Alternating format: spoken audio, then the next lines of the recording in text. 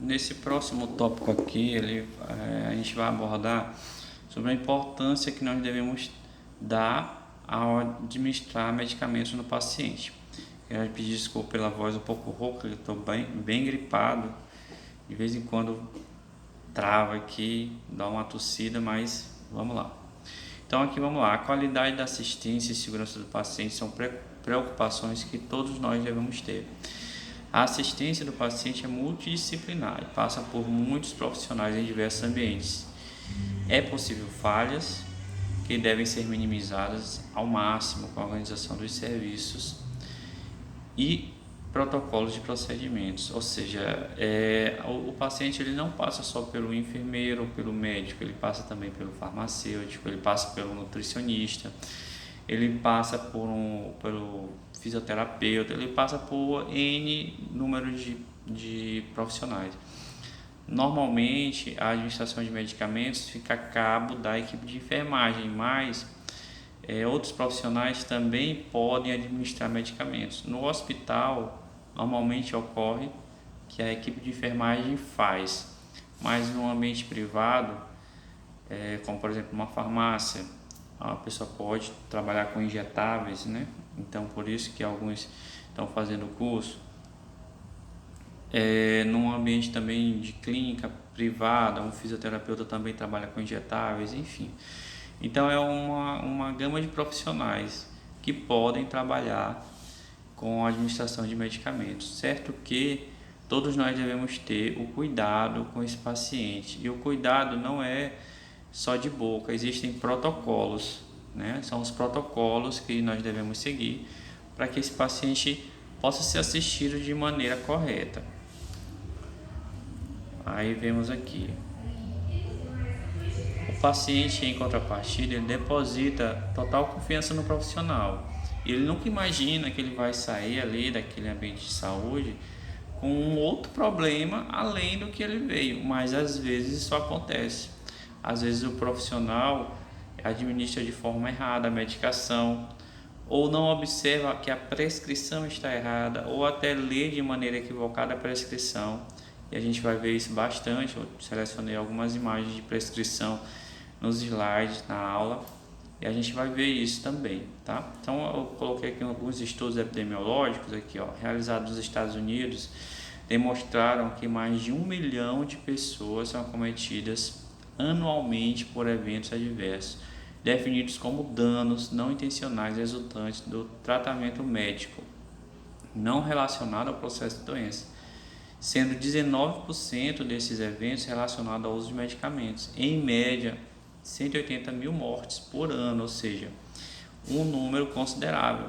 180 mil pessoas morrem por ano nos Estados Unidos por conta de erros relacionados à medicação, ou administrado de maneira errada, ou a prescrição errada, ou a leitura da prescrição errada, ou a interação entre medicamentos, por erros profissionais, né? Em 2000, o Instituto de Medicina dos Estados Unidos publicou um estudo chamado Durham-Oman, que descrevia 44 mil a 98 mil mortos nos Estados Unidos em decorrência de erros médicos, 7 mil por erros de medicação, e um custo estimado de 29 milhões de dólares por custos atribuídos a esses eventos. São números alarmantes, né? E isso não acontece só nos Estados Unidos. Aqui embaixo eu coloquei alguns estudos também que eu encontrei no Brasil. Erros envolvendo medicações ocorrem frequentemente em hospitais, sendo classificados como eventos adversos preveníveis. No Brasil, poucas pesquisas envolvem essa temática, mas um estudo realizado recentemente, em uma análise com 294 prescrições, verificou-se que 34% eram ilegíveis. Isso acontece demais. A maioria das prescrições escritas a punho são ilegíveis, né? Vamos voltando aqui. 34% ilegíveis ou parcialmente ilegíveis, 94% incompletas.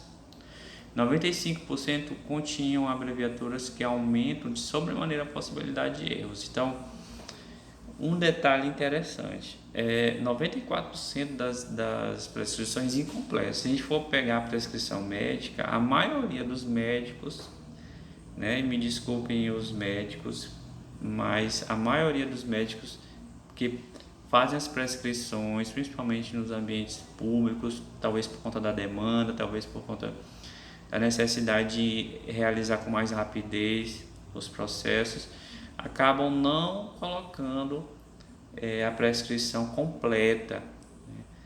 A dosagem com o horário, a velocidade com que quer aquela prescrição, a forma da diluição, às vezes não coloca. E aí o profissional também não tem o interesse de ir lá perguntar, porque é uma necessidade que nós temos. Se nós não estamos compreendendo, a gente tem que ir lá perguntar para o prescritor, né? O ideal é que a prescrição venha bonitinha, toda completinha, assinada, carimbada, mas quando isso não ocorre, nós temos o dever de não realizar aquela prescrição enquanto a gente não tirar todas as dúvidas, para que aquele paciente não corra nenhum tipo de risco. Aí logo mais embaixo tem uma pesquisa realizada no Hospital Público Federal de Minas Gerais, que foram analisadas 4.026 prescrições, sendo observadas 3.177 inconsistências. Olha só, quase um total de prescrições que foram pesquisadas, quase o total delas estavam com inconsistências. E dentre elas as mais comuns: a ausência de concentração em formas farmacêuticas e pouca legibilidade. Então, passível de erro de administração de medicamentos.